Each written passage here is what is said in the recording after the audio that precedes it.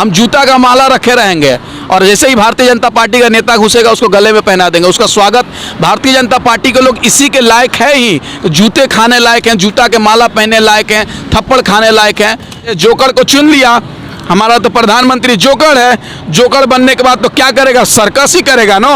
संसद में बैठकर सर्कस कर रहे हैं ये लोग। हमारा प्रधानमंत्री झूठा है, नकारा है, आवारा है, फ्रेब है, जुमला जीवी है। इसे लिमिट रंग होता है बदलने का, लेकिन हमारे प्रधानमंत्री अनलिमिटेड रंग बदलते हैं। कदम कदम पे झूठ बोलते हैं, कदम कदम पे रंग बदलते हैं, लाखों करोड़ों रुपए का सूट पहनते हैं। पर उत्तर प्रदेश में अपराध भर गया है, अपराध बढ़ गया है। खदेड़ा करने का काम करेगी, पेला करने का काम करेगी और इन भाजपाइयों को हराने का काम करेगी।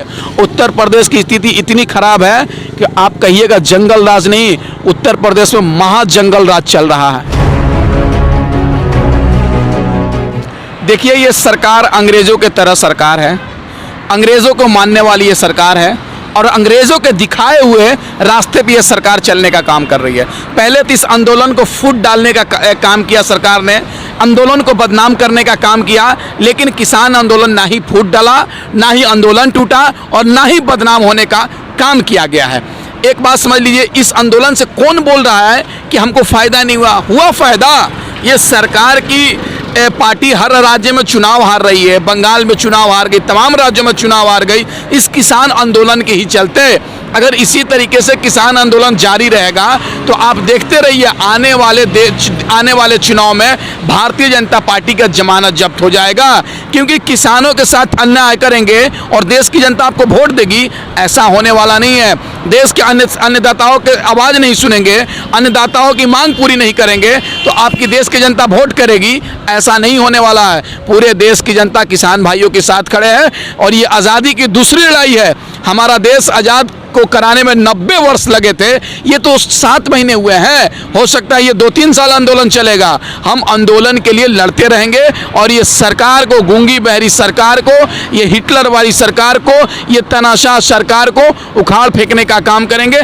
जगाने का काम कर रहे हैं कि ये सरकार जो देश के आम नागरिकों को भूल चुकी है उस पर काम करने के लिए जगाने का काम कर रहे हैं। आपने देखा होगा मेन स्ट्रीम मीडिया जिस तरीके से कह रही है किसान एसी में रह रहा है। अरे भाई 500 से कम, 500 के करीब सैकड़ों की संख्या में किसान फांसी को फंदे पर झूल गए। उस समय तुमको नहीं दिखता था, लेकिन किसान एसी में सो गया तो तुमको दिख रहा है क्या? किसान, ये लोग चाह रहे हैं कि देश का किसान भूखा मरे, देश का किसान फटा कपड़ा पहने, उनकी बेटी की शादी ना हो, बेटे स्कूल में ना पढ़े, बस खेतों में काम करे और अनाज उगाए और देश के अमीर लोग मौज मस्ती से खाएंगे। ऐसा होने वाले नहीं है। किसानों की न्यूनतम जो मूल्य है, लागत मूल्य है, उसको मिलना चाहिए। जो किसानों की लागत मूल्य है, धान की हो, गेहूं की हो, चना की हो, बाजरा की हो, तमाम चीज़ को हो, उसको कीमत मिलना चाहिए। 5000 MSP बढ़ा दिया गया है और सरकार ने कहा MSP थी, है और रहेगी। एक बात सुनिए ना, मानते हैं इस बात को हम भी कि MSP थी, है, रहेगी, लेकिन क्या सरकार MSP पे खरीदाई करती है? अनाज को खरीदने का काम करती है और खरीदती भी है तो कितने % सरकार किसानों को अनाज खरीदने का काम करती है?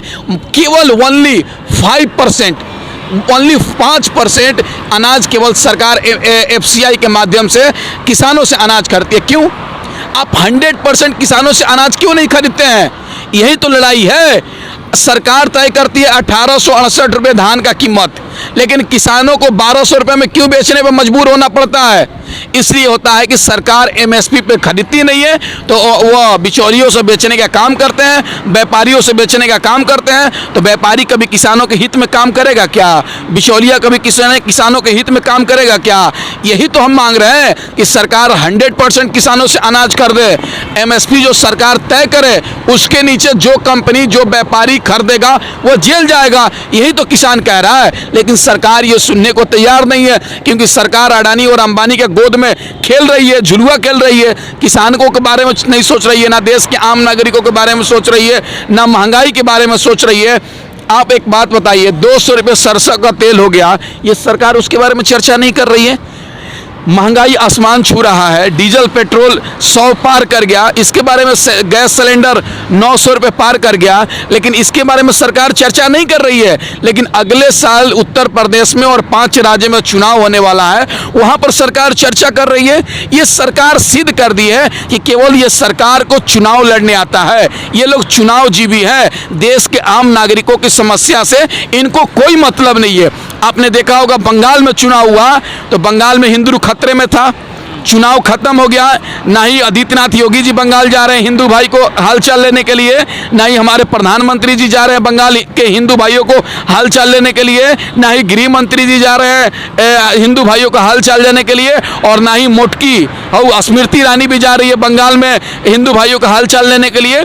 जहाँ चुनाव होता है वहाँ पर हिंदू खतरे में आ जाता है, चुनाव खत्म होते ही हिंदू खतरे से बाहर आ जाता है। अब उत्तर प्रदेश में चुनाव है, उत्तर प्रदेश में धर्मांतरण का मामला काफी जोर शोर से उठ रहा है, टीवी चैनलों पे दिखाया जा रहा है। देखिए एक बात समझ लीजिए, ये भारतीय जनता पार्टी मुद्दाहीन हो चुकी है और मुद्दा से भटका कर चुनाव लड़ना चाहती है, इस बात को आप समझ लीजिएगा। अभी धर्मांतरण का मामला आया है, किसान आंदोलन को भूल गई सरकार, भूल रही है क्या? धर्मांतरण का, धर्म परिवर्तन का मामला आया है, जनसंख्या नियंत्रण कानून आया हुआ है, 370 का मामला उठा रही है, राम मंदिर का मामला उठा रही है। क्या इससे देश चलेगा क्या? राम मंदिर से देश चलेगा क्या? धर्म परिवर्तन से देश चलेगा क्या? जनसंख्या नियंत्रण कानून से देश चलेगा क्या? देश चलाने के लिए पॉलिसी लाना पड़ता है, देश के आम नागरिकों के बारे में सोचना पड़ता है, चाहे किसान हो, युवा हो, छात्र हो, महिला हो, बेरोजगार हो, बूढ़े हो, जवान हो, देश के आम नागरिकों के बारे में सोचना पड़ता है, तभी जाकर हमारा देश चलेगा। ऐसे देश नहीं चलेगा। हमने तो जोकर को चुन लिया, हमारा तो प्रधानमंत्री जोकर है, जोकर बनने के बाद तो क्या करेगा? सर्कस ही करेगा ना। संसद में बैठकर सर्कस कर रहे हैं ये लोग बोल रहे हैं रोटी दो रोटी दो, ये सरकार कह रही है ब्लू टिक दो ब्लू टिक दो। सरकार ब्लू टिक से परेशान है ट्विटर पे, और देश की जनता कह रही है पेट्रोल डीजल का दाम कम करो, ये सरकार लड़ रही है, कश्मीरियों के साथ बैठक कर रही है। और दुर्भाग्य तो तब हो गया जब देश का आम नागरिक मास्क नहीं लगाएगा तो उस पर 2000 फाइन होगा, लेकिन हमारा प्रधानमंत्री, गृह मंत्री कश्मीरी नेताओं के साथ, कश्मीर के लोगों के साथ मीटिंग करता है अपने घर में, तो वहाँ पर बिना मास्क का मीटिंग करता है। क्या देश में प्रधानमंत्री फाइन नहीं हो सकता है क्या? देश के गृह मंत्री फाइन नहीं हो सकता है क्या?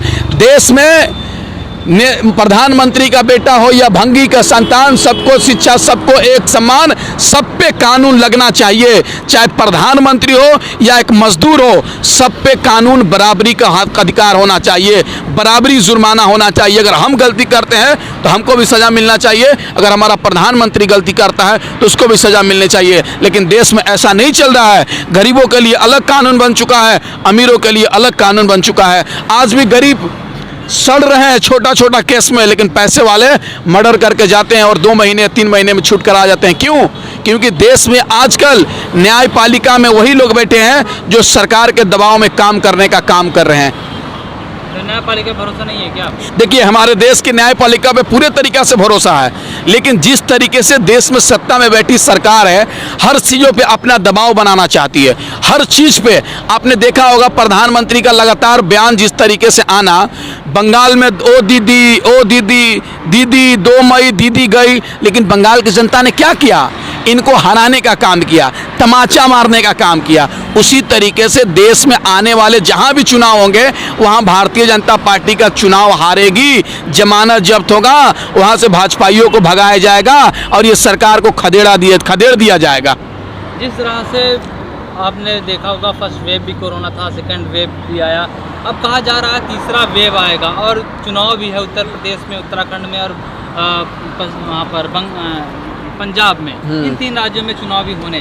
क्या लगता है ये खतरा ज़्यादा नहीं बढ़ जाएगा? देखिए यही तो बात हम कहना चाहते हैं कि हमारा प्रधानमंत्री, देश के एम्स के डॉक्टर, तमाम साइंटिस्ट, वैज्ञानिक, तमाम लोग कह रहे हैं कि हमारे देश में तीसरी लहर आने वाली है, और तीसरी लहर वो लहर जो दूसरी लहर से भी भयानक होने वाली है, जिससे बच्चों को अटैक ज़्यादा होगा। लेकिन सरकार तीसरी लहर को लड़ने के लिए व्यवस्था नहीं कर रही है कि नए ऑक्सीजन प्लांट बनाया जाए, नए बेड बनाया जाए, नए हॉस्पिटल बनाया जाए, नए वेंटिलेटर की व्यवस्था किया जाए, रेमडेसिविर दवा की व्यवस्था किया जाए। सरकार इस पर चर्चा नहीं कर रही है, इस पर तैयारी नहीं कर रही है, बल्कि कैसे चुनाव लड़ाएं, कैसे भारतीय जनता पार्टी को चुनाव जीते, इस पर यह सरकार चर्चा कर रही है। कश्मीर में भी चुनाव कराना चाहती है सरकार, उत्तर प्रदेश में मीटिंग कर रही है, राम मंदिर के नाम पर मीटिंग कर रही है और तमाम राज्यों में मीटिंग करने का काम कर रही है। क्या आप तैयारी करेंगे या तीसरी लहर की, या दूसरी लहर की तरह भी तीसरी लहर में देश के लोगों को बिना इलाज के अभाव में मारेंगे? जैसे 10 लाख सेकेंड वेव में तो मरे थे लोग, लगभग 10 लाख, सरकारी आंकड़ा 4 लाख है, लेकिन गिनती सही से होगा, सही आंकड़ा आएगा तो 10 लाख के लोग करीब मरे हैं। तो क्या इस बार भी तीसरी लहर में भी ये सरकार लोगों को मारना चाहती है इलाज के अभाव में, पानी के अभाव में, हॉस्पिटल के अभाव में, दवा के अभाव में? ये सरकार को चिंता का विषय है और इस देश के नागरिक का भी विषय है कि हमने जिसको चुना है वो सरकार सत्ता में तो बैठ गए हैं लेकिन हमारे बारे में नहीं सोच रहे हैं। लाखों लोगों की मौत जो कोरोना काल में हुई उसे लेकर के प्रधानमंत्री बहुत दुखी भी हुए और आकर के उन्होंने टीवी के सामने आकर के जब रोए भी, उनकी आंखों में आंसू आ गए।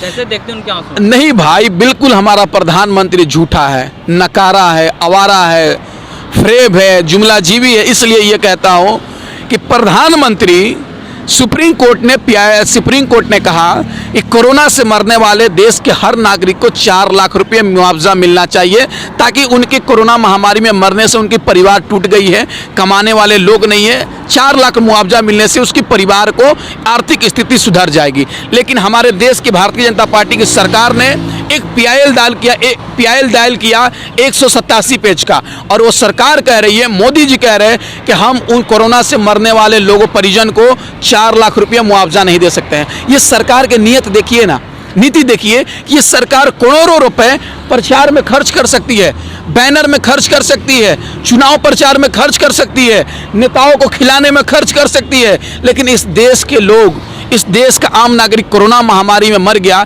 उनको परिजन को पैसे देने के लिए नहीं है। ये सरकार पे नीति और नियत पे सवाल उठता है कि हमारा प्रधानमंत्री हमारे बारे में नहीं सोच रहा है। ये प्रधानमंत्री झूठा है। अगर हमारे बारे में सोचता, अगर हमसे हमदर्दी रहती तो बिल्कुल, ये प्रधानमंत्री घरियालू आंसू है। अगर गिरगिट का रंग बदलते हुए आपने देखा होगा, गिरगिट तो भी लिमिट रंग होता है बदलने का, लेकिन हमारे प्रधानमंत्री अनलिमिटेड रंग बदलते हैं, कदम कदम पे झूठ बोलते हैं, कदम कदम पे रंग बदलते हैं, लाखों करोड़ों रुपए का सूट पहनते हैं और लेकिन देश के आम नागरिक के बारे में नहीं सोचते हैं। दुर्भाग्य तो तब हो गया 5 लाख रुपए सैलरी कमाने वाला राष्ट्रपति वो कह रहा है कि हमारी स्थिति खराब है। अब बताइए, 5 लाख रुपए कमाने वाला की स्थिति खराब हो सकता है तो हम जैसे और इन जैसे गरीब के मजदूरों को क्या हालत होगी जो 20,000 25,000 रुपये कमाने वाले लोग होंगे। जब देश में 5 लाख कमाने वाले की यह हालत है तो 20,000 गरीब के मजदूर का क्या होगा? सोचने के बात है। देश की स्थिति आज खराब है, देश की आर्थिक हालात खराब है, देश का जीडीपी माइनस में चल गया है, देश का युवा बेरोजगार है, सड़क पर है, देश का अन्नदाता आज सड़क पर है, महिलाएं अपने सुरक्षा को लेकर लड़ाई लड़ रही है। ये सरकार कहीं ना कहीं, प्रधानमंत्री ने जिस दिन शपथ लिया उसी दिन हमारे देश में आपातकाल जैसी स्थिति हो गई, देश में अभागा हो गया, देश हमारा बर्बादी की ओर अग्रसर हो गया। योगी आदित्यनाथ तो कह रहे हैं कि हमने 1 लाख रोजगार दिया हर साल।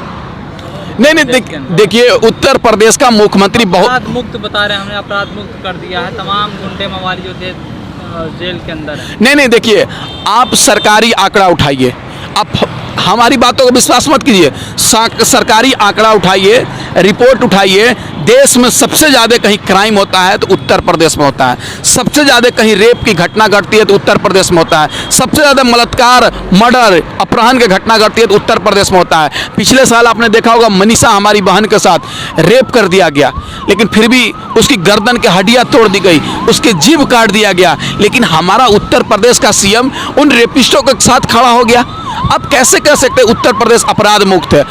उत्तर प्रदेश में अपराध भर गया है, अपराध बढ़ गया है। हाँ, अपराध मुक्त कह सकते हैं कि योगी जी अपने विपक्षियों को जेल में डाल दिए, उसको जेल में डाल दिए जो यूनिवर्सिटी बनाया था, जो कॉलेज बनाया था उसको जेल में डाल दिए, लेकिन जो दारू बेचने वाले हैं, बंदूक बेचने वाले, तो आज भी तो सत्ता में बैठ के मौज कर रहे हैं, योगी जी के पार्टनर बन चुके हैं। और उत्तर प्रदेश में आदित्यनाथ योगी जैसा कोई अपराधी है क्या जिसके ऊपर खुद 73 केस था अपराध का, लेकिन मुख्यमंत्री बनते ही वो अपना केस को हटवा लिया? इससे बड़ा कोई अपराधी हो सकता है क्या? आप कह रहे हैं उत्तर प्रदेश अपराध मुक्त है, आप ग्राउंड रिपोर्ट कर लीजिए जाके। उत्तर प्रदेश की स्थिति इतनी खराब है कि आप कहिएगा जंगल राज नहीं, उत्तर प्रदेश में महाजंगल राज चल रहा है। अगर उत्तर प्रदेश में महाजंगल राज है तो इसका खेल क्या हो, जिस तरह से बंगाल में खेल हुआ, क्या किसान खेल करेगा क्या उत्तर प्रदेश? देखिए उत्तर प्रदेश जिस तरीके से बंगाल की जनता ने इन भारतीय जनता पार्टी के साथ खेला करने का काम किया है, उसी तरीके से उत्तर प्रदेश की जनता बंगाल में खदेड़ा करने का काम करेगी, पेला करने का काम करेगी और इन भाजपाइयों को हराने का काम करेगी। कहीं मारना पीटना नहीं होगा? कौन मारेगा? जैसे पंजाब में हुआ था। बिल्कुल, जो सरकार सत्ता में बैठी है वो किसानों को गाली देगी, खालिस्तानी कहेगी, पाकिस्तानी कहेगी और उसके नेता गांव में घुस जाएंगे तो उसका स्वागत तो करेंगे ना भाई। हम जूता का माला रखे रहेंगे और जैसे ही भारतीय जनता पार्टी का नेता घुसेगा उसको गले में पहना देंगे। उसका स्वागत, भारतीय जनता पार्टी के लोग इसी के लायक है ही, जूते खाने लायक हैं, जूता के माला पहनने लायक हैं, थप्पड़ खाने लायक हैं। इन भारतीय जनता पार्टी को इस देश से भगाने की ज़रूरत है, तभी हमारा देश बचेगा, तभी आप बचेंगे, तभी आपके हाथ में माइक रहेगा और मेरे जुबान में शब्द रहेगा। संविधान बचेगा तभी। ये लोग संविधान बदलने का काम कर रहे हैं, संविधान पलटने का काम कर रहे हैं।